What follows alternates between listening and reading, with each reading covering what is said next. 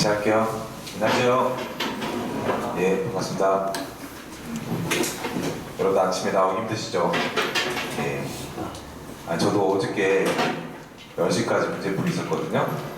문제풀이 하고 저것에 대한 어제 드디어 이제 이거 동영상 찍은 거 하나 올렸어요. 야, 이거 이제 하나 올리는데 진짜 일이던데, 이거 인코딩하고 올리는데 되게 고생스럽더라고요. 저는 안 하지만 저기들이 하는데 되게 고생스럽더라고요. 네, 근데 아직은 처음이라서 그런지 좀 화질도 안 좋고 그러더라고요. 다시 한번 개선을 좀 해봐야겠더라고요. 네, 여하튼간에 하나 올렸습니다. 네, 그래서 유튜브에 올렸는데 다시 나가다가 이제 카페에다가 올려야겠죠. 뭐든지 처음이 중요한 거죠. 처음에 딱 시작하면은 그 다음부터는 속도가 나는 건 쉬운 것 같아요. 그래서 어저께 10시에 끝나가지고 집에 들어가서 이제 저는 항상 집에 들어가자마자 텔레비를 켜요. 네, 집에 들어가면 공허하더라고요. 텔레비를 틀고 계속 채널을 돌리면서 내가 왜 살지 그런 생각, 내가 왜 살지, 내가 왜 뭐하고 있지 이런 생각을 한 30분 해요. 30분 하다가 정신 들어와죠. 맞아, 나 해야 될 거 있지. 그래서 부랴부랴 컴퓨터 켜가지고 막 문제, 요즘에 또 문제집 하나 만들고 있거든요. 그래서 막 문제 만들어요. 만들다가 카톡 막 날라요. 그때 카톡 날라면 대답할 줄에 한 30분 또 까먹죠. 네. 그래서 또 시간 늦춰주죠. 그래서 원래는 한 1시에 자는데 어제도 한 2시 반에 잤어요. 2시 반에 자고 요즘에는 이제 제가 새벽 강사잖아요. 목금날. 근데 눈이 떠지더라고요. 알람 울리기 전에. 그래서 오늘은 5시 50분에 그냥 몸이 일어난 것 같아요. 일어나가지고 눈 떴다가 다시 감고 6시에 눈 떴다가 또 감고 시계 확인하고 아직 40분 남았구나 해서 총 한 6번은 다시 눈 떴다가 한 것 같아요. 근데 몸이 알아서 근데 지금 이제 적응된 것 같아요. 예. 그러면서 이제 아침에 제가 출근하면서 생각했던 게 진짜 이동기 쌤이 대단하구나 그 생각 들었어요. 이동기 쌤이 지금 매일 그 하프 모의고사 하는데 몇 년째 하고 있는지 모르겠네. 분이 한 5년 됐나? 예, 5년째 그걸 했다는 것 자체가 이제 대단한 것 같더라고요. 안 그래요? 사람이 좀 원래 그 정도 하면 게을러지고 안 하게 돼 있는데 그걸 해냈다는 게 대단하고, 결국 제가 이제 또 하나 생각하는 게 성공의 법칙은 간단하구나, 성실한 거구나 이 생각했어요. 성실해서 성공했구나. 저 매일 어때요? 일어나기 싫은데 일어나셔가지고 그걸 5년 이상 한 거 아니겠습니까? 그래서 나도 5년 해야 되는가? 그것도 걱정도 앞서고 그런 것 같아요. 그래서 뭐든지 똑같은 것 같아요. 성실하면은, 그렇죠. 매일 꾸준히 자기가 할 일 잘하면은 성공한다는 것 같아요. 그렇죠. 그래서 하루하루 여러분들 하루에 최선을 다하시면은 다 꿈이 조만간 이루어지지 않을까라고 생각이 드네요. 예. 그래서 남은 또 올해가 또 얼마 안 남았죠. 예. 제가 이제 지금 이 말 한 이유는 올해 마지막 종강이기 때문에, 그렇죠. 다음 주는 바로 이제 1월 달이잖아요. 예. 그리고 1월 달에는 초에 수업 없어요. 다음 주 목금은 수업 없습니다. 예. 그래서 저는 이 계획이 쓰였어요.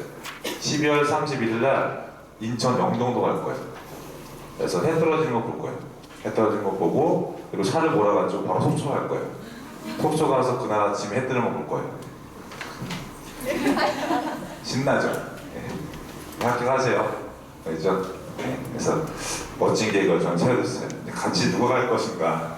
그래서 이제는 그 이혼한 친구가 필요해요. 제 이혼한 친구 알죠? 그 친구가 필요해요. 같이 가자고 해야죠. 그래서 마지막 날은 그 친구와 함께 보낼 생각이에요. 굉장히 좀 괜찮은 것 같아요. 서로 이제 결혼에 대한 다짐도 서로 가지고, 서로들 또 마지막 날 어떻게 보낼까 한번 좀 생각해 보세요. 알겠죠? 예. 그래서 다음 주는 제가 이제 수업 못 하겠죠. 그래서 목금은 프로특강 휴강을 하도록 하겠습니다.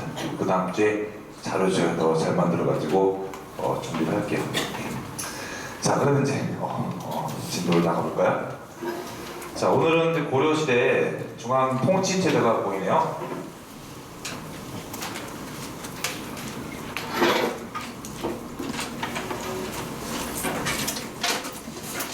자, 고려시대 중앙 통치 체제는 세계통이 있는 거 알죠? 세계통이 있다. 자, 고려가 이제 중앙통치조직을 성종 때죠. 성종 때 정비하게 되는데 오방한 거 아니겠습니까? 그래서 당나라, 뭐 여기 자료 나오죠. 당나라 계통 그리고 송계통이 있는 거죠. 그래서 중국 황제 국가들이죠. 황제 국가들의 중앙관청을 모방했던 거죠. 자, 그래서 당에 모방한 게 삼성육부죠. 당나라의 중앙관청이 삼성육부였다. 삼성은 중서성, 문화성, 상서성이 있죠. 정책을 계획하고 결정했던 게 중서성, 심의했던 게 문화성, 정책을 실행했던 게 상서성이고, 상서성 밑에 이제 육부가 있었죠. 이, 호, 예병, 형공, 순이었죠. 자, 그런데 고려가 이거를 이성육부로 변환시켜서 설치했던 것이죠. 그래서 중서성과 문화성을 합쳐서 중서문화성이 되죠. 중서문화성은 제부라고 합니다. 그 이유는 이 중서문화성의 그 장관이 문화시중이긴 한데, 이 문화시중에 못지않게 중요한 역할을 했던 이들이 있어요. 바로 이품인 제진이 되겠죠. 그래서 이 제진 때문에 중서문화성을 제부라 부르고요. 자, 상품은 낭사라고 하죠. 그래서 낭사는 이 낭자가 산의 낭자예요. 산의 낭자. 야, 남자 같은 애들. 진짜 남자들은 어때요? 발음만 할 줄 아는 남자죠. 그렇죠? 그래서 이 낭사, 중서문화성 낭사들이 발음만 할 줄 아는 사람들, 대성 중 한 명이 되는 거죠. 그렇죠? 자, 그리고 이제 그 상서성의 밑에 이제 육부가 있죠. 육부의 순서가 이병호 형행으로 당나라와 좀 다르죠. 그래서 병조가 고려에서는 넘버 2가 되고요, 호조가 넘버 3가 되는 것이죠. 자, 병조가 넘버 2라는 것은 어떤 의미가 있을까요? 아, 고려가 재정보다는 어때요? 국방을 더욱더 중시했구나 라고 이해할 수 있겠죠. 자, 송해 영향받은 것은 중추원과 삼사가 되겠어요. 자, 중추원은 추부라 부르는데 역시 이품이었던 추신이 중요한 역할을 했기 때문에 추부라고 하는 거죠. 자, 장관은 판원사였고요. 추신, 추밀은 군국 기밀 사무를 담당했다. 그래서 국방이죠. 국방과 관련된 중요한 일을 담당했다는 거죠. 지금으로 치면은 약간 기무사 느낌? 기무사 필이 좀 나죠. 기무사. 자, 그리고 승선은 왕명 출업했다. 그래서 지금으로 치면은 대통령 비서실이 될 거죠. 조선시대 승정원 역할을 했던 비서기가 되겠죠. 자, 그리고 삼사죠. 송나라의 삼사는 재정기구였어요. 그런데 고려의 삼사는 우선 장관의 판사였고요. 전국의 출납을 담당했던 회계기구였던 거죠. 그래서 고려의 삼사 그리고 송의 삼사가 기능이 달랐던 거죠. 여기다 추가하면은 어때요? 조선시대 삼사까지도 비교하시겠죠? 조선시대 삼사는 어떤 기구죠? 언론기구죠. 사헌부, 사관원, 홍문관으로 구성된 언론기구가 되겠죠. 그래서 삼사가 송, 고려, 조선, 이름은 같지만 기능은 다르죠. 자, 그리고 중요한 포인트는 역시 고려와 조선이 다르다는 게 포인트가 되겠죠. 자, 그런데 이 단계통과 소계통 사실 뭐 중요하지 않죠. 항상 정답이 되는 건 뭐다? 이 독자적 기구가 되겠죠. 독자적 기구, 바로 박스 밑에 있죠. 독자적 기구였던 도병마사와 신목도감이 중요한 포인트가 되겠어요. 거의 다 정답이 되는 것은 도병마사가 되겠어요. 그래서 고려시대 중앙통치체제 90% 이상은 도병마사가 출제가 됩니다. 단독 문제도 도병마사고요. 그리고 종합으로 나와도 정답이 되는 것은 도병마사가 되겠어요. 왜일까요? 출제위원들은 뭘 좋아해요? 남의 거 베낀 걸 좋아하면 우리의 전통의 제도를 좋아해요. 우리 전통의 제도를 좋아하는 것이죠. 그렇죠? 그래서 항상 답이 될 것이 있고 답이 안 될 것이 있다는 것이죠. 그래서 도병마사가 답이 될 것인 거죠. 그렇죠? 자, 이 도병마사 신목도감에 참여하는 인원들을 누구라고 하죠? 재신과 추신에서 제추합의기구라고 하죠. 제추합의기구는 우리 삼국시대죠. 삼국시대에 있었던 고구려의 제가의, 백제의 정삼의, 신라의 화백회와 같은 귀족 케이츠를 이어받은 것이죠. 그래서 국가의 중대사항들을 왕이 독단적으로 하지 않고 귀족들이 합의를 통해서 정책을 결정했던 거죠. 어떻게 연결하면 이거 약간 좀 의외필이 나지 않아요? 약간? 그렇죠? 예. 그래서 어떻게 보면 왕권을 견제한 장치일 수도 있고요. 자, 도병마사 신목도감인데 이제 도병마사가 정말 중요해요. 우선 도병마사 한번 따로 이렇게 정리해 볼게요. 도병마사는 우선 임시관청이었어요. 임시. 갑자기 여진적이 쳐들어왔다. 갑자기 거란 적이 쳐들어왔다. 그러면 어때요? 재신관 출신이 모이는 거죠. 야, 지금 저기 함경도에 여진족 쳐들어왔대. 비상대 울리겠죠. 그러면 재신관 출신이 모여가지고 이 여진족의 침략을 어떻게 대응할지 회의를 하는 기회가 되겠어요. 그렇죠? 그래서 외침이 있을 때만 모이는 거 아니겠어요? 이게 바로 도병마사였다. 자, 그래서 국방 문제죠. 국방 문제를 여기에서 전담했던 것이죠. 자, 그런데 시간이 흘러서 바로 충렬함 때죠. 고려 충렬함 때 이름이 바뀌죠. 이름이 도평의사사로 바뀝니다. 자, 이 도평의사사는 줄여서 또 도당이라고 그러죠. 도당이라 부른다. 충렬함 때가 바로 원간석기 때 아니겠어요? 그렇죠? 그래서 원간석기 때부터 이 도평의사사가 고려의 최고 관청이 되죠. 원래 고려의 최고 관청은 어디였어요? 중서문화성이죠. 그렇죠? 근데 중서문화성을 제치고 도평의사사가 최고 관청으로 오르게 되는 거죠. 그래서 기능이죠. 기능과 인원이 이전보다 더욱더 확대가 되는 것이죠. 그리고 국방 문제뿐만 아니라 국가의 모든 중요한 일들을 여기에서 처결하게 되는 것이죠.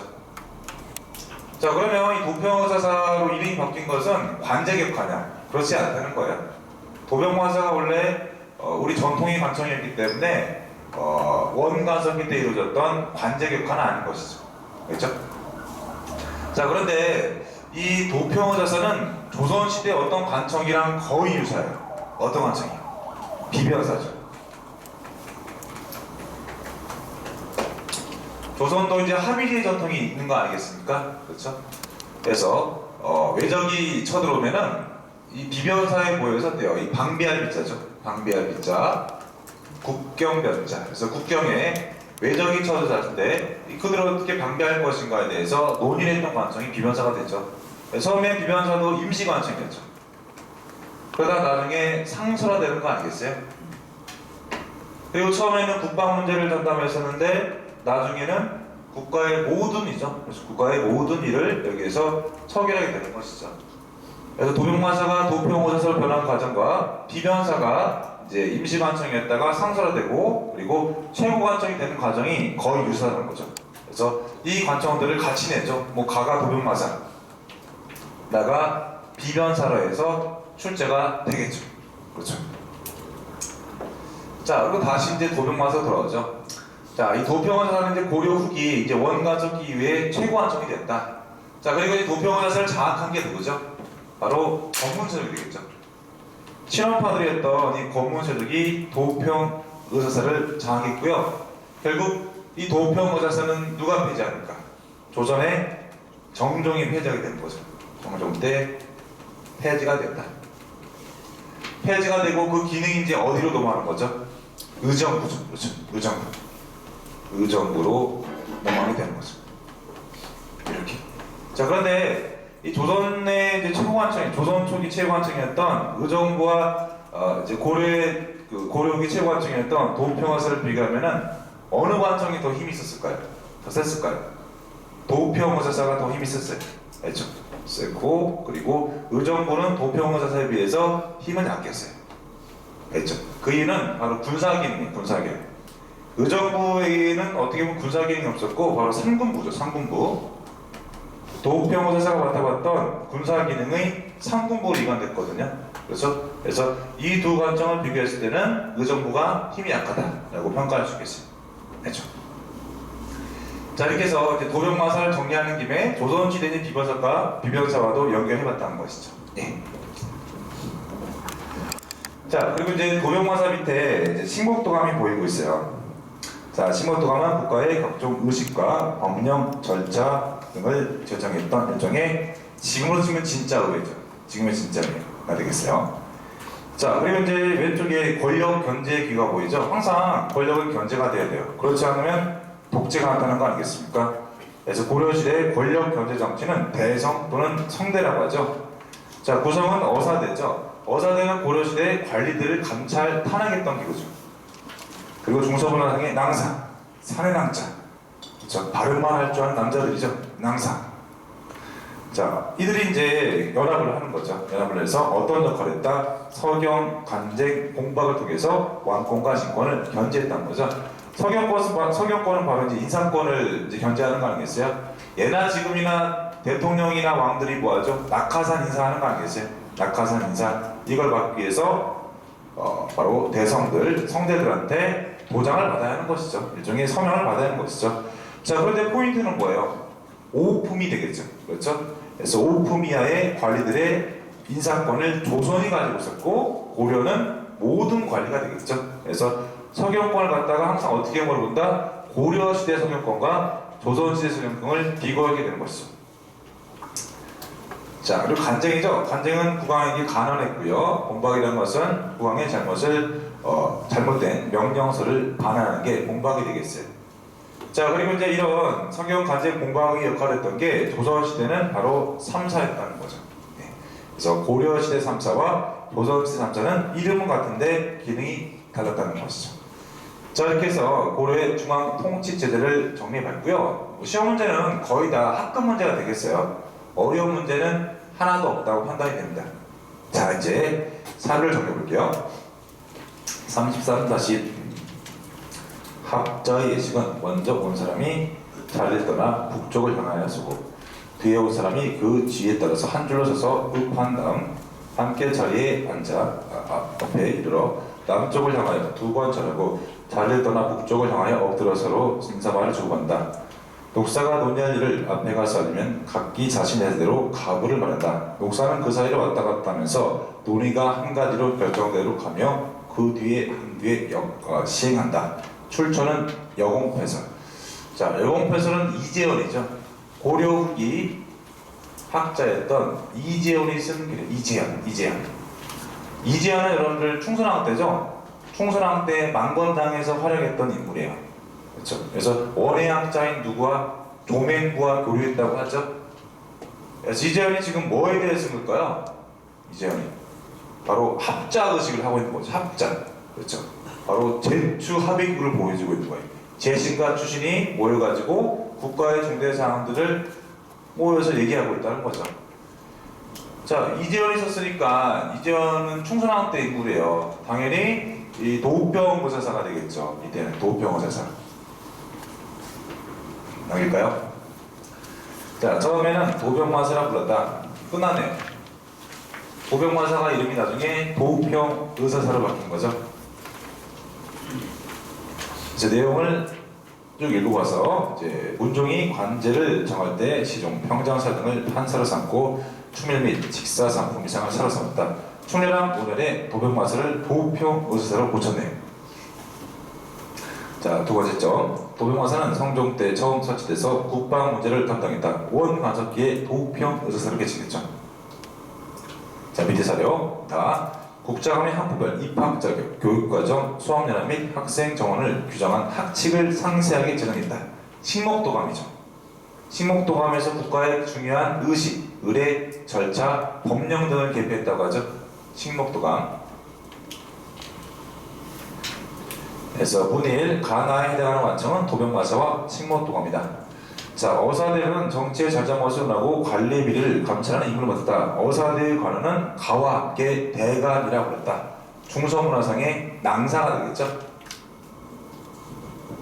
대관은 비록 주인은 받았지만 왕이나 고위 관리들의 활동을 지원하거나 제약하는 정치 운영에 견제할 기능을 이루었다. 자, 문제 볼까요? 풀어보실래요, 여러분들이? 네, 풀어보세요.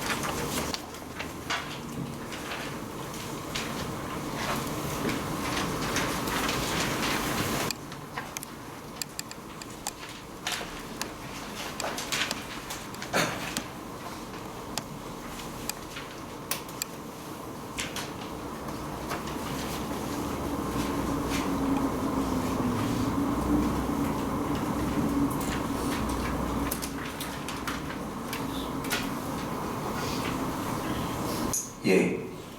뭐 어렵진 않죠? 예.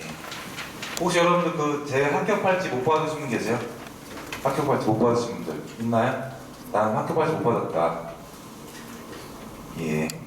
이벤트에 응모하세요. 아니죠? 제가 카페에다가 이벤트 하나 하려고요. 그래서 이번 때 참여하신 분들은 하나씩 이제 착불로 착불은 좀 기분 나쁘겠지. 네, 지금 제가 다 써가지고 보내드리려고요. 그래서 생각해보니까 이거 100명만 하면 진짜 정말 엄청나다. 100명만 참여해도 엄청나겠다고요. 그래도 해야죠. 그래서 여러분들 도움이 됐으면 해야겠죠. 그래서 이벤트 좀 많이 하려고요. 이제 근데 이게 반응이 좋은 것 같더라고요. 예, 그래서 많이 해보려고요. 이벤트 내용은 아마 댓글 달기 하지 않을까. 어디에서 댓글만 하나 적고 거기다 캡처해가지고 올려주면은 물론 악플은 안 되죠. 악플 말고 좋은 선플 하나 달아주면 제가 이거 하나씩 이제 보내드릴까 생각 중이에요. 예. 아니면 여러분들 찾아오십시오. 찾아오면 선생님 저는 그런 거 싫습니다. 하나 주세요. 드릴게요. 또 멀리 있는 분들을 그냥 보내주기에는 이제 너무 이제 비용이 많이 드니까 그런 것도 한번 해보려고 준비 중입니다. 예. 가볼게요.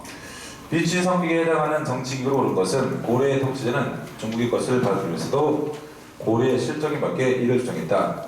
또 고려의 독자성을 보여주는 기구도 있었다. 밑줄이 안 보이네요. 예. 고려의 독자성이 되겠죠? 독자성. 답은 1번이죠. 식목도가. 기억의 정치에 대한 숨모른 것은 도평마사는 성종 때 처음 설치됐다. 원가적의 도평 의사사로 배치됐죠. 1번 도당을 불렀으며 조선 건국초에 폐지됐다. 맞죠? 답이 쉽게 나왔네요. 1번이 답이 되겠어요. 2번은 식목도감이고 3번은 상서성 4번은 대성들이 되겠죠. 자, 3번 2008년도 지방제 문제인데 밑에 보시면 2006년도 수능 모의평가 문제랑 똑같죠? 그렇죠? 그래서 같은 문제로 볼 수 있겠어요. 그래서 어쩌다 한 번씩 수능 쪽 문제를 갖다가 출제위원들이 베껴서 내는 경우도 있어요. 어쩌다 한 번씩. 그래서 절대적인 건 아닙니다. 그래서 어떤 학생은 선생님 수능 문제집 정말 많이 풀어야겠네요. 근데 우리 기출문제집에서 베껴내는 게 더 많죠. 그렇죠? 그러니까 우리 옛날 기출문제 중에서 따와가지고 내는 게 훨씬 비중이 많죠. 100개가 있으면은 우리 기출문 100문제가 있다. 그러면 우리 기출문제집 옛날부터 나왔던 기출문제에서 나왔던 게 95개죠. 95개고 수능에서 따오는 것은 한 5개밖에 안 되는 것이죠. 그렇죠. 그래서 절대적으로 많은 비중을 차지하는 것은 역시 우리 기출문제에서 따오는 거죠. 그래서 가끔가다 하나씩 이렇게 따온다 라고 볼 수 있겠어요. 예. 자, 일부러 여러분들이 수능 문제를 풀 필요는 없을 것 같아요. 시간 들여가지고 선생님들이 해주는 것만 보시면 될 것 같아요. 예. 자, 다음 자료는 그래서 밑에 문제 볼까요? 미추진 기억에서 리더 설명을 옳지 않은 것은 처음에 도병마사라 불렀다. 1번 국법 문제를 담당했던 임시회 기구다. 맞죠? 자, 문종이 관제를 정할 때 시중, 문안시중이 되겠죠? 2번 조선 전기 비변사와 유사한 기능을 갖고 있었다. 이거는 도병마사에 해당되네요. 맞죠?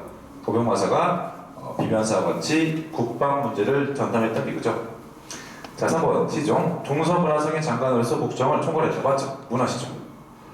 자, 평자사 등을 판사로 삼고 추밀 중초원의 출신이 되겠죠?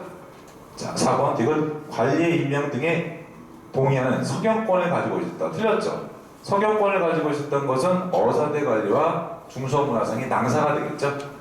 답이 4번이 되겠네요. 리을 도평 의사사로 했다. 국정 전반에 걸친 중요사항을 담당하는 최고 정무局이다. 맞죠? 그래서 원광석기 때 도평의사사는 최고관청으로 오르게 되는 것이죠. 답이 4번이 되겠네요. 그래서 정답이 되는 것들은 역시 정해져 있네요. 바로 도병마사 아니면은 대성이 되겠네요. 그렇죠? 그래서 역시 확률상 높다는 거죠. 자, 이렇게 해서 이제 중앙통치체를 정리해봤고 이제 지방통치체제를 정리해볼까요? 자, 고려시대 지방통치체제. 자, 고려시대 지방통치체제에서 가장 핵심이 되는 것은 지방에 대한 통제가 잘 됐다 안 됐다? 잘 됐다 안 됐다? 잘 안 된 거죠. 바로 이거를 뭐라고 표현해요? 미숙성이라고 하죠. 지방 통제에서 미숙성이 있다. 자, 고려 정부가 지방에 대한 통제를 잘 못한 가장 근본적 원인이 있어요. 바로 누구 때문이죠? 그렇지, 향리죠, 향리. 그렇죠? 자, 향리 세력이 지방을 장악했던 거죠. 그래서 이 지방의 수령을 파견해도 어때요? 향리 세력을 꺾을 수 없었던 거죠. 그래서 고려시대 지방의 실질적 지배자는 향리였다. 따라서 대다수의 고려시대 지방제도는 어떤 문제다? 향리의 기능을 묻는 문제죠. 향리의 기능과 역할을 묻는 문제가 대다수가 되겠어요. 그래서 고려시대 지방제도 문제 중에서 거의 한 7, 80이죠. 7, 80%는 향리를 묻는다고 생각하시면 되겠어요. 그래서 여러분들 지방제도 정리할 때 향리 중심으로 보셔야 돼요. 그렇죠? 그런데 분석을 해보면은 어렵게는 안 되더라고요. 어렵게는. 왜냐면은 향리에 대해서 물어볼 수 있는 지문이 제한적이에요. 한 5개에서 8개밖에 안 되거든요. 그 5개에서 8개 사이의 것들을 바꿔줘서 되는 거예요. 예를 들어서 사신관제도, 기인제도, 그렇죠. 또 뭐가 있을까? 외역적 그런 것들 있죠. 아니면 향리했던 일들, 그렇죠. 이런 것들을 바꿔치기 하더라고요. 문장을. 그렇죠. 그래서 향리 여러분들이 책에 나와 있는 기능과 역할을 정리하시면 쉽게 문제를 풀 수 있죠. 어려운 문제는 없다고 평가할 수 있겠어요. 자, 또 고려시대 이제 지방에 대한 미숙성 뭐가 또 있을까요? 자, 고려시대는 이제 지방관이 파견된 지방관이 파견되지 않은 속현과 지방관이 파견된 주연이 있죠. 그렇죠? 주연이 많았다, 속현이 많았다. 속현이 많았다죠. 속현이 무려 3배였다고 하죠. 고려 전기에. 그래서 지방관이 파견되지 않은 속현이 지방관이 파견된 주연보다 훨씬 많았다. 자, 그러면 속현에 지방관이 없단 말이에요. 그럼 이 지역을 누가 통제했다? 향리가 통제한 거죠. 향리가 통제했다. 자, 그래서 이제 고려 지방의 지배자가 향리였다는 증거 중 하나 되는 것이죠. 또 뭐가 있을까요? 미수상에 바로 특수행정구역이 있다는 거죠. 특수행정구역에 있던 향부곡소가 있다.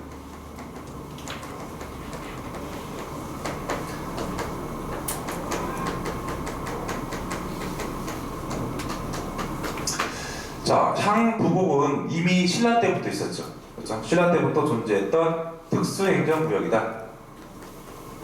자, 향부곡의 존재 형태에 관해서는 학자들이 대립을 하고 있지만 대개 우리 시험 문제에서 뭐라고 나왔냐? 바로 전쟁 포로들이죠. 전쟁 포로들의 집단 수용체가 되겠죠. 고구려 병제 신라가 많이 쌓았어요. 그렇죠? 전투 중에 이제 적의 포로를 많이 잡아오겠죠. 300명, 500명 되겠죠. 이들을 갖다 한 곳에 이제 모아두겠죠. 일종의 포로 수용소 정도가 되겠죠. 그 지역들이 이제 행정구역화 돼가지고 향부곡이 됐던 것이죠. 그렇죠? 자, 그래서 포로들이죠. 포로들의 집단 수용체다. 그래서 신라 때부터 존재를 했다. 그래서 여러분들 향부곡이 경상도 지역에 많았던 거예요. 그렇죠? 경상도 지역에. 아시죠? 경상도 지역에 많았다. 지금도 이 향부곡에 어떻게 보면 이름을 쓰고 있는 지역이 있어요. 어디죠? 부곡이죠. 부곡하이. 경상도에 가보면은 창녕군, 경상남도 창녕군에 부곡면이 있는 거 아니겠어요? 그 부곡면에 온천이 유명하잖아요. 그래서 부곡 하와이가 되는 것이죠. 부곡 하와이. 네, 가지 마십시오. 엄청 위험합니다. 부곡 하와이는 정말 이제 어르신들이 가면 돼요. 여러분들 가면은 되게 많이 심할 거야. 그냥 주변에 있는 목욕탕 가는 게 나을 겁니다. 그냥 목욕탕들 있죠? 목욕탕들 큰 게 몇 개 모여 있는데요. 여기가. 그래서 부곡 기억해 주세요. 자, 그리고 이제 소는 고려시대에 등장한 거죠. 소는 어느 지역에 많을까요? 지역별로 보자면 경상도는 아니겠고 충청도에 많아요. 소가 충청도. 그래서 우리가 알고 있는 소가 있어요. 공주 명학소, 공주. 또 충주 다인철소. 그렇죠. 그래서 충청도에 소가 많다는 거예요. 소. 자, 그러면 향부곡소 주민들은 신분이 뭐였죠? 양인이었죠? 양인이다. 그런데 이들이 어때요? 양인 취급 못 받았다고 하죠? 차별 대우를 받았다고 해요. 상부고소는 포인트가 뭐예요? 이 지역 주민들이 일반 뭐 주연이죠. 주연 주민에 비해서 차별 대우 받은 내용을 묻게 되는 거죠. 어떤 차별 대우 받았어요? 세금 많이 내죠. 또 과거 시험 볼 수 없죠. 또 승려가 될 수 없고 거주 이전에 자유가 없죠. 그렇죠? 그래서 양이는 양인인데 거의 천민 취급을 받았다는 거죠. 그렇죠? 자, 그러면 이 향소부곡을 누가 통제했죠? 향리가 된 거죠. 이 지역에도 역시 지방간이 파견되지 못했어요. 그래서 향리 세력이 통제했던 거죠. 이런 걸 봤을 때 역시 고려시대 지방의 지배자는 누구다?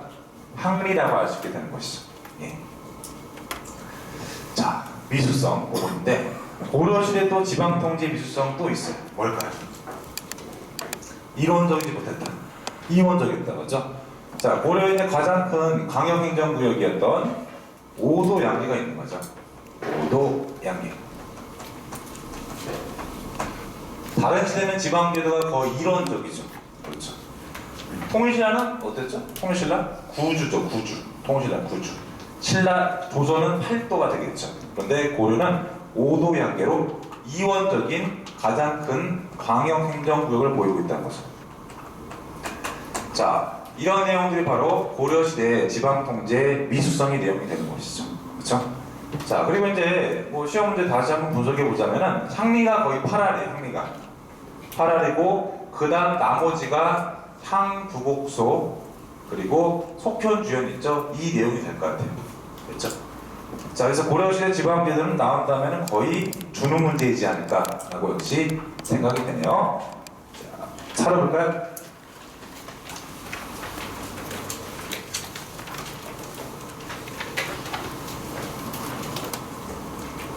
예. 구리, 자기, 종이, 먹 등 여러 가에서 별봉으로 바치는 물건들을 함부로 징수해 장인들이 살기가 어려워져 도망갔다. 소가 되겠죠. 소.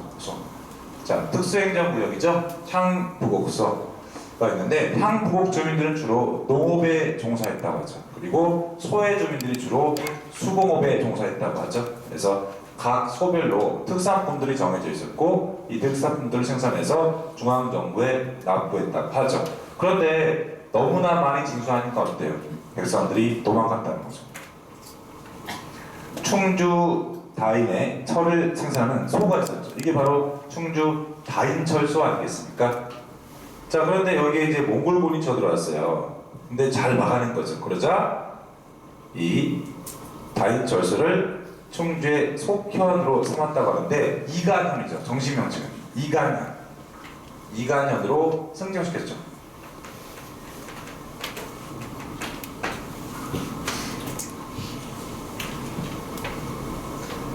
유청신은 몽골을 익혀 여러 차례 중국에 사신으로 가서 잘 되셨다.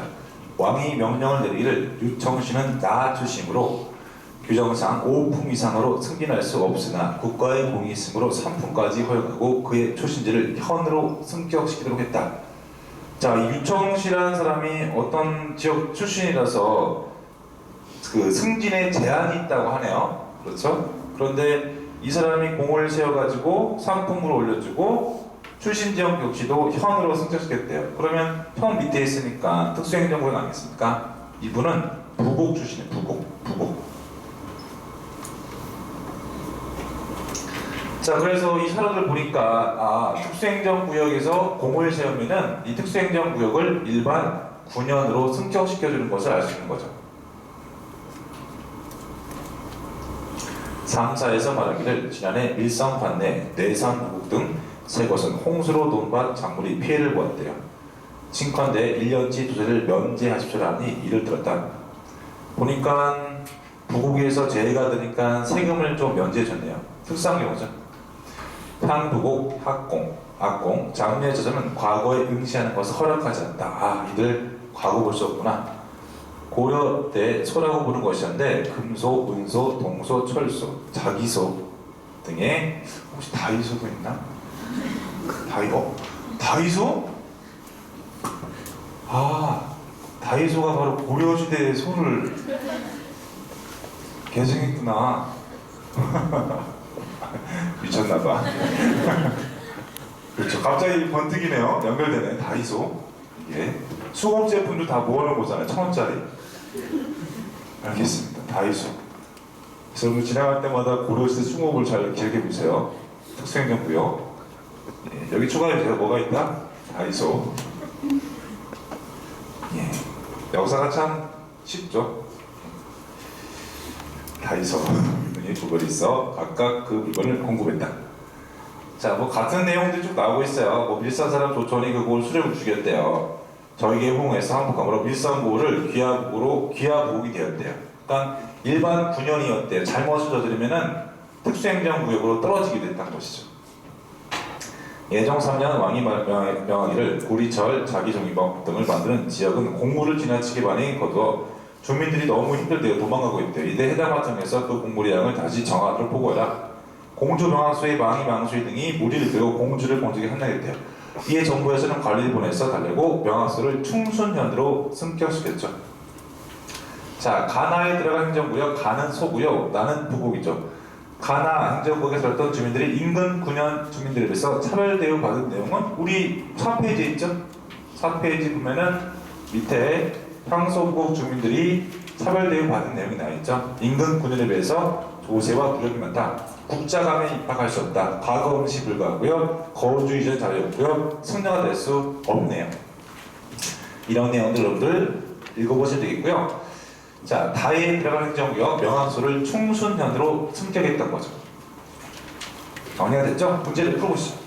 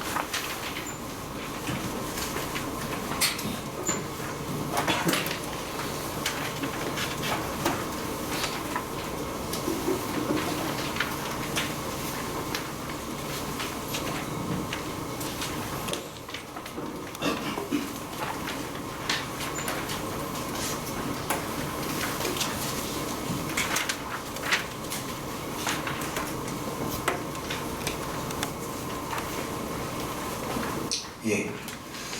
뭐 문제들은 어렵지 않죠? 자, 다음 자리를 통해 알 수 있는 내용으로 쓰란 것은 보니까 아까 우리 봤던 사례들이 나오고 있어요. 그래서 부곡이나 그리고 소 이야기들 그리고 뭐 다인처소 이야기들이 나와 있죠. 1번 소의 주민은 주로 농사를 지었다. 틀렸죠. 수공업 제품을 만들었죠. 다이소. 2번 다이소. 앞으로는 소 기억할 때는 다이소만 생각하면 되죠. 아, 다이소 가면은 수공업 제품이지 이렇게 간단하죠. 2번 다음에 한번 시험 문제 내야겠다. 모의고사 볼 때 고려시대 대표적 소야죠. 다인절소, 그 다음에 명왕소, 다이소 이렇게 학생들이 우리 스파르타 가면 내야겠다. 스파르타가 모의고사 했다.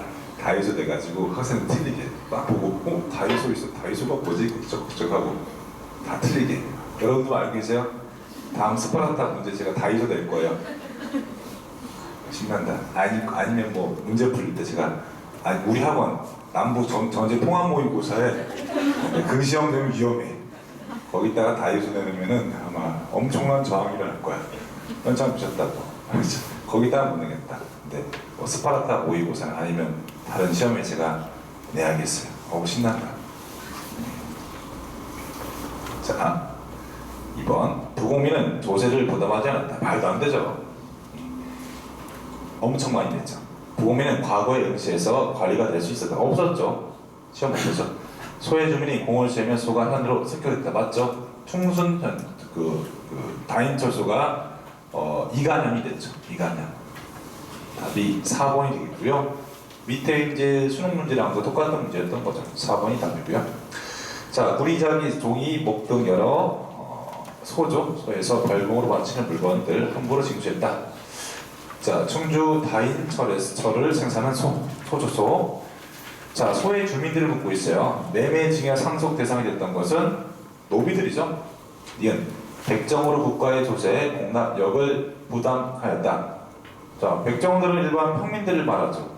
디귿 원칙적으로 다른 지역으로 이주가 금지됐다. 맞죠? 거주 이전의 자유가 없었죠.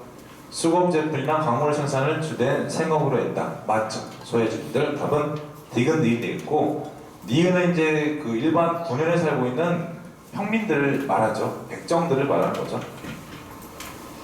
자, 답은 5번이 되겠어요. 그래서 이 고려시대에 뭐 지방통치체제도 역시 어려울 문제는 없다고 판단이 들어요.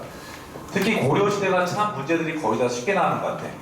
문제가 두세 문제밖에 안 나잖아요. 고려가 안 나오고 거의 다 주는 문제인 것 같아요. 물론 어렵게 되는 것 주제들이 몇 개 있긴 해요. 그 중에 하나 바로 이제 대외항쟁이죠. 대외항쟁 같은 경우에는 약간 까다롭게 갈 수 있는 대표적인 주제가 되겠죠. 네. 그리고는 한 두세 개 정도만 빼놓고는 고려는 거의 뭐 깔아준다고 보시면 되겠죠. 그래서 여러분들 고려 시대를 너무 시간을 많이 투자하지 마십시오. 그렇죠? 어느 시대를 투자 많이 한다? 조선을 많이 투자해야 돼요. 그래서 앞으로는 제가 생각했을 때는 근현대는 끝났어요. 근현대 끝났다는 무슨 말이에요? 쉽게 된다는 거예요 지금. 그래서 근현대에서 팔 필요가 없어요. 조선 시대를 파야 돼요. 그렇죠? 그래서 한국사의 고두점의 당락은 조선 시대. 조선. 선생님 저 그냥 근현대 할래요. 근현대가 어려워요. 그냥 본인이 어렵게 공부하는 거죠. 시험 문제는 쉽게 나오는 것 같아요. 쉽게 공부하시면 되죠. 그렇죠? 이제는 조선일 거다. 특히 조선의 뭐 문화나 그리고 정치 파트이죠. 거기에서 이제 여러분들 고득점에 합격이 갈리게 될 것이에요. 그래서 조선을 많이 보십시오. 조선. 알죠? 네. 자, 이제 고려의 대외항쟁인데요. 참 정리할 거 많죠. 여기 정리할 거 많고 그리고 꼼꼼히 출제하고 있어요. 출제위원들이. 물론 이제 우리 뭐 국가직이나 지방직 서울시는 제가 봤을 때는 그렇게 많이 파고들지 않은 것 같아. 그런데 국가직, 지방직, 서울시를 제외하는 뭐 기타 시험들, 경찰이나 우정기직, 기상직, 뭐 사복이죠. 사복 등등의 기타 시험에서는 여기를 갖다가 좀 세밀하게 많이 물어보더라고요. 그렇죠? 그래서 기타 시험만큼 또 역시 국가직, 지방, 서울시도 대비를 해야겠죠. 그래서 여기는 팩트적이죠. 팩트적으로 세밀함이 있어야 돼요.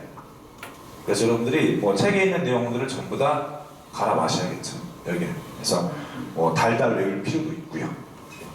뭐 고려시대 지방이론 교직은 외울 필요도 없죠. 그냥 몇 가지만 알고 있으면 푸는 거 아니겠습니까? 근데 대외항쟁을 공부할 때는 시간을 많이 투자하셔야 돼요.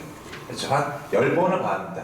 10번 보면서 연도도 기억하시고 아주 세밀하게 순서도 정리하시고요. 알겠죠? 그래서 항상 선택 집중을 잘하는 거 아니겠어요? 선택 집중은 그렇죠? 괜히 안 나을 거 집중하지 말고 잘 나을 것을 많이 보는 게 고득점의 진입글이 되는 것이죠. 갑자기 좀 정리하려니까 시간도 다 됐죠. 자, 보죠. 예. 기본적으로 이제 전체 순서 문제가 있죠. 그래서 거란의 침략에서부터 몽골의 진입까지, 심지어는 이제 공민왕 때 홍건적과 외구의 진입까지 해서 순서 문제가 쭉 나오죠. 특히 경찰 순경에서 이 대외항쟁을 굉장히 꼼꼼히 내고 있어요. 경찰 쪽에서. 그래서 요즘에는 경찰 문제가 더 어렵다는 걸 여러분들 알고 있어야 돼요. 그렇죠? 그래서 순서를 굉장히 꼼꼼하게 본다. 근데 단독 문제로 낼 수 있어요. 거란을 따로 단독, 여진을 따로 단독, 몽골의 진입을 따로 단독으로 낼 수 있죠. 그래서 모두 다 대비를 하셔야 돼요. 우선 뭐 정리는 제가 다 잘 해놨어요. 그래서 판서는 따로 안 할게요. 원래 제가 판사하면 설명을 다 하는데 판사하면 하려면 뭐 시간 30분 이상 걸리니까 그렇게 할 수는 없고 여기 정리해놓은 것만 봐드릴게요.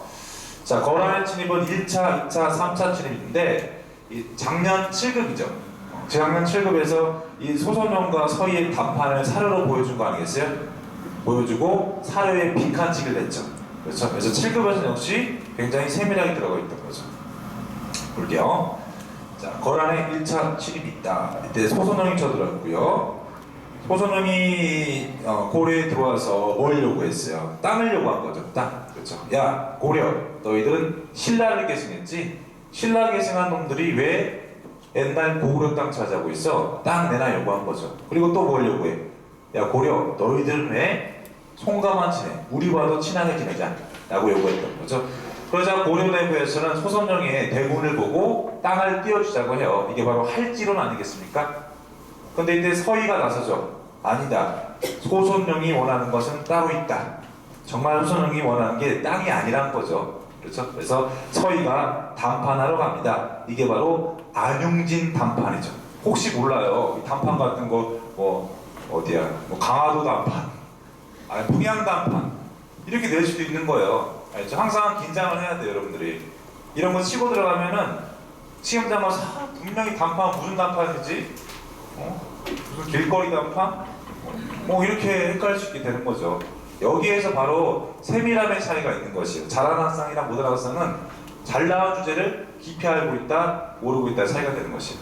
그렇죠? 그래서 안용민 담판서는 걸려요, 솔직히 이 담판이. 항상 출제하는 여러분들이 방심해야 할 것들을 치고 들어간다는 거예요. 그렇죠? 자, 그래서 소선영과 서희가 담판했다. 소선영은 고려가 신라 계승했다. 서희는 고려가 고구려 계승했다는 거죠. 그러면서 뭐라고? 야, 거라, 너희들이 오히려 우리 고구려의 땅 차지하고 있는 거 아니야? 너희들 수도, 동경도 우리 고구려 땅이었는데 네가 땅 내라 요구한 거죠. 그러자 소선영이 뭐라고 해요? 그래, 네 말이 맞다. 내가 잘못했어라고 하죠. 그러면서 땅을 띄워주는 거 아니겠습니까? 자, 그래서 소선영은 신라 계승, 서희는 고구려 계승, 옛 고구려 땅을 달라. 오히려 너희가 고려의 땅을 훔치겠다. 거란과 친선하고 있고, 아니다. 우리는 너희들과 친선하고 싶은데 여진이 그 길을 막고 있어서 사신 파견이 어렵다고 주장을 하게 되죠. 그래서 이 여진을 물어봤던 거 아니겠어요? 작년에 빈칸치기를 물었죠. 그러면 하여튼 그 다음 타자는 제가 볼 때는 안용진이란 거예요. 그 다음 타자가 예고를 한 거, 출제원들이. 내가 지금 여진을 빵 붙이겠다면은 안용진을 빵 붙이겠다고 지금 예고를 한 거예요. 알겠죠? 자, 그리고 결과 소선영이 오히려 우리한테 땅을 주고 갔죠. 강동 6주를 줬다. 강동 6주의 위치도 기억하고 있어야겠죠. 압록강 동쪽에 6주가 되겠죠.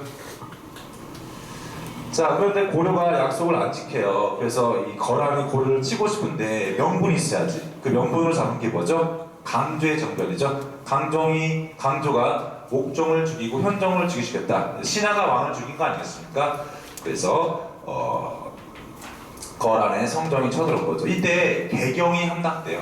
7급 학생들은 이런 거 다 꼼꼼하게 다 알고 있어야 돼요. 물론 9급도 알고 있어야겠죠. 개경이 함락되고요. 시험 문제에서는 어떻게 되겠어요? 서경 함락됐다 이렇게 나올 수 있어요. 그렇죠? 개경이 함락되고요. 그러니까 현종이 도망갔겠죠. 나주로 피난 가죠. 이런 것도 다 꼼꼼히 알아야 돼요, 여러분들. 나주로 피난 갔다. 시험 문제에서는 안동으로 피난 갔다. 이렇게 될 수 있겠죠. 안동으로 피난 간 사람 누구예요? 공민왕이 홍건적의 진입으로 안동으로 피난 갔던 거 아니겠습니까? 무조건 세밀하게 알아야 돼요, 여기는. 피난 가다. 귀주에서 이때 양규가 분전해요. 시험 문제에서 어떻게 되겠어요? 이때 강감찬이 이겼다 이렇게 될 수도 있겠죠. 그래서 거란의 2차 침입 때는 양규가 분전했다. 결국 현종이 입조하는 조건으로 철병하게 됐고요. 3차 침입. 그런데 현종이 입조를 안 한 거예요. 그리고 계속 고려가 친성을 하자 소비압에 쳐들었고요. 강감찬이 귀주에서 크게 물리쳤던 거죠. 자, 이의 영향으로 고려, 성, 거란이 세력 균형을 이루게 되고요. 거란이 더 이상 팽창을 못하게 된 거죠. 그리고 거란과 여진 침략을 대비해서 압록강에서 도론표까지 천리장성을 쌓게 되죠. 덕정에서부터 정조대까지다. 압도. 자, 개경 수비를 강하게 해서 강감찬의 권위로 개경에 나성을 족주하죠. 외성을 쌓은 거죠. 그리고 이 거란의 침략으로 실록이 붙었어요. 7대 실록을 만들고요. 거란의 침략을 불법으로 격퇴하기 위해서 초조 대장경을 조판하기 시작하죠. 정말 초조했겠죠. 초조해서 만들었다. 처음 만들었다 해서 초조 대장경이죠. 그래서 여진 침입과 사이에서 어때요? 이 내용들이 들어가는 거죠. 순서 문제로. 그렇죠. 그래서 뭐 가, 나 해놓고 이 가나 사이에 들어갈 사건들 뭐냐, 이 결과의 내용들이 순서로 들어가게 되는 것이고. 그렇죠. 다음 여진. 여진은 고려를 어머니의 나라로 떠받들었죠. 그런데 이들이 힘이 세져요. 완행부죠. 완행부가 정주를 쳤다. 그런데 윤관 장관이 대패했던 거 아니겠습니까? 이유는 뭐예요? 기병대가 없었다. 그래서 윤관이 숙종한테 권유해서 만든 게 별무반이죠. 이왕 누구다? 숙종되어 왕을 바꿔치기 한 적이 있어요. 숙종과 예종을 바꿔치기 한 적이 있어요. 왕도 기억하셔야 돼요. 이 별무반을 혹시 별기군으로 되려나? 별기군은 언제 나오죠? 민시정권 때죠. 민시정권 때 만들어진 신식군대죠. 그래서 이모군란의 원인이 된 게 바로 별기군 아니겠어요? 저는 가끔 돼요. 그렇죠? 근데 그런 문제는 안 좋은 문제죠, 사실은. 안 좋은 문제. 그렇게 해서는데 혹시 모른다. 별무반은 별기군 된다. 근데 여러분 시험 나가면 맞아, 별기군 맞지 되는 거 이게 시험 가면은. 자, 별기군의 핵심은 신기군이죠. 기병대였다. 그리고 예종 때 여진족의 근거지를 공격해요. 그래서 동북구성을 쌓게 되는 거 아니겠습니까? 1108년도고요. 함경도인데 이 동북구성이 위치는 어디죠? 천리장성 밖이죠. 그래서 천리장성 밖이에요. 천리장성 안쪽이 아니겠죠. 왜요? 그 사이에 천리장성이 쌓여졌으니까. 자, 그런데 여진족 애들이 요구해요. 돌려달라고. 잘못했어요. 좀 돌려주세요. 조금 버틸게요. 그리고 이 북기를 성공했던 윤관에 대한 시기, 그리고 서북쪽 거란 경기에 필요가 있었다. 그래서 결국 동북구성을 돌려주게 되는 거죠. 근데 이 동북구성을 돌려준 것은 의미가 있어요. 바로 고려가 이제 더 이상 북진을 안 하겠다는 거죠. 고려는 태조 왕건부터 계속 북진했어요. 왜요? 고구려에 생겼기 때문에. 고구려의 땅을 찾기 위해서 북진했던 거 아니겠습니까? 그런데 좌절이 된 거죠. 이유는 뭐예요? 이때가 문벌귀족사입니다. 문벌귀족들은 어때요? 북진하는 거 싫어했던 거죠. 그렇죠? 보수 정권 아니겠습니까? 여기세요. 자, 그리고 여진족의 영웅이 탄생합니다. 바로 아골타가 탄생한 거죠. 아골타가 금나라를 지었어요. 1115년이죠. 자, 금나라가 이제 거란을 지었던 요나라를 정벌하죠. 1125년이죠. 자, 그리고 이 금이 송을 쳐요. 송의 수도를 점령하죠. 송의 개봉을 점령하는 사건. 이 사건이 바로 정강의 변이 되죠. 정강의 변으로 송나라의 황제 휘종과 흥종이 납치됐고요. 송나라는 어때요? 천도하죠. 남쪽으로 천도해서 남송이 되는 거죠. 당시 이제 지도도 중요하죠. 지도. 그래서 이때 상황이 이렇게 되는 거죠. 고려가 여기 있고, 그리고 남송이 되고, 그리고 여기 여진족이 제한 이제 금나라 이렇게 되는 것이 이렇게 있죠. 그런데 이 거란이 셌던 시기는 어떻게 되겠어요? 거란이 셌던 시기는 송이 있겠죠. 송이 있겠고, 여기 이제 요나라 있겠죠. 요가 있고, 고려가 있고, 여기 이제 여진이 있는 것이죠. 이렇게. 그래서 지도 던져주고도 시험 문제 물어봤죠? 올해. 그렇죠? 여러분들 제가 봤을 때는 이 라인만 잘 보면 될 것 같아요. 이 라인이 좀 북중국으로 많이 올라가 있으면 이때는 이제 요나라, 거란이 셌을 때. 근데 이 라인이 이제 중국 반절 갈라놓으면은 금나라가 되는 것이. 알죠? 그리고 이제 몽골애들은 어떻게 해요? 몽골은 남성을 멸망시키죠. 쭉. 멸망시켜서 그냥 이게 원이 되는 것이. 이쪽이. 그렇죠? 이렇게. 그래서 지도도 여러분들이 기억을 하셔야 돼요.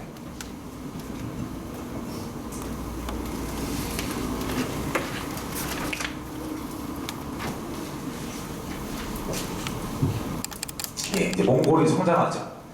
성장했다. 그래서 고려를 치게 되는 거죠. 1차 진입. 살리타이가 서들어온데 저고요 피살 사건을 배경으로 서들어오죠. 그래서 귀주에서 박사가 저항을 잘했어요. 그런데 이제 살리타이의 부장들이 충주를 치죠. 충주에서 노군, 잠유벽처가 상정했죠. 그런데 양반들은 도망갔다고 하죠. 이때. 자, 그런데 강화를 맺습니다. 특히 이제 귀주에서 박사의 저항이 살리타이의 본진을 막았던 거예요. 그래서 서경 주변에 다루같이 감찰관을 설치한 조건으로 군대를 뺐어요. 그런데 2차 진입. 최후가 강화도로 천도하면서 대몽항쟁을 결의한 거죠. 그래서 살리타이가 재침투하죠. 살리타이의 이제 본진은 처인성을 치죠. 이거 김윤휴죠. 김윤휴 장군이 처인성에서 살리타이를 물리치게 되죠. 그 영향으로 처인 부국이 처인현으로 습격하게 돼요.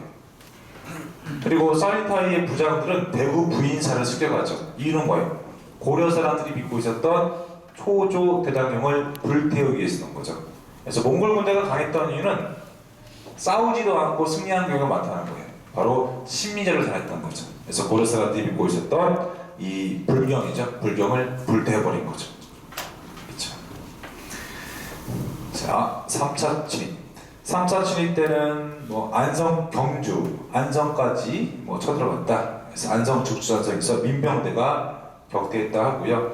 이때 속장경과 황룡사 구충목사도 불태우죠. 5차 진입 때 김윤우 장군이 충주성을 공격하죠. 몽골군이. 이때 당호벨각으로 활약했다. 그래서 올해 경찰 순경에서 김윤우 장군 문제가 단독 문제로 나왔어요. 김윤우가. 역시 출제위원들은 항상 세밀하게 치고 들어갔다. 그리고 이때 충주가 공을 썼기 때문에 국원경으로 승격하게 돼요. 아직 이런 것도 안 나왔죠? 자, 나올 가능성이 높아요. 6차 진입 때 가장 대규모 진입했고요. 이때 충주 다이철소가 항전해서 이간현으로 승격하게 되죠.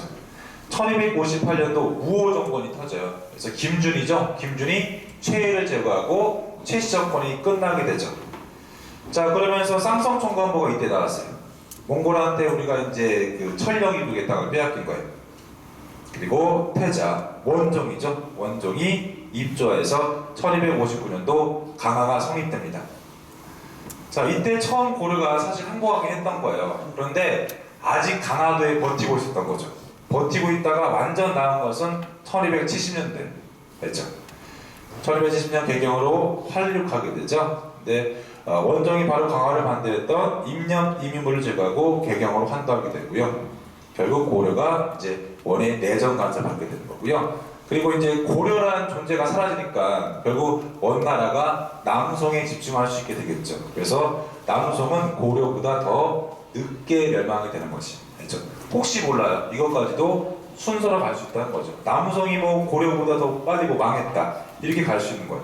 그렇죠? 고려가 먼저 항복한 다음에 남쪽에 있었던 남송이 항복한 거예요. 1279년도 기억해 주세요. 자, 이렇게 해서 고려의 대항쟁을 봤는데요. 예, 시간이 이제 다 너무 지체되죠. 그렇죠? 그래서 이 내용들은 제가 우리 다음에 할 때 살펴볼게요. 이거 하면은 여러분들 뭐 20분 더 해야 될 것 같아요. 미리. 그렇죠? 근데 여러분들이 미리 예습해 보세요. 예습하시고 제가 1월 달에 시작할 때 다시 끼워서 해드릴게요. 예. 자, 여러분들 다시 한번 공지해 드릴게요. 다음 주는 휴강입니다. 휴강이고요. 1월 이제 둘째 주부터 해서 목금 계속해서 진행하도록 하겠습니다. 네. 수고하셨고요. 내년에 뵐게요. 감사합니다. 네.